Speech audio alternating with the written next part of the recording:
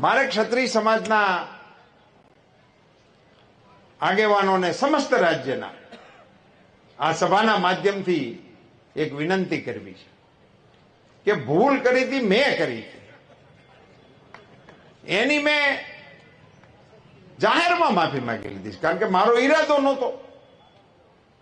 અને સમાજની સામે જઈને પણ મેં માફી માંગી અને સમાજની વચ્ચે જઈને અને સમાજે મને એનો પ્રતિસાદ પણ આપ્યો. પણ મોદી સાહેબની સામે શા માટે? ક્ષત્રિય સમાજને મારે કહેવું છે કે તમે તમારા યોગદાનને યાદ કરો. આ રાષ્ટ્રના ઘડતરની અંદર તમારું કેવડું મોટું યોગદાન છે. પાર્ટીના વિકાસની અંદર તમારું કેવડું મોટું યોગદાન છે.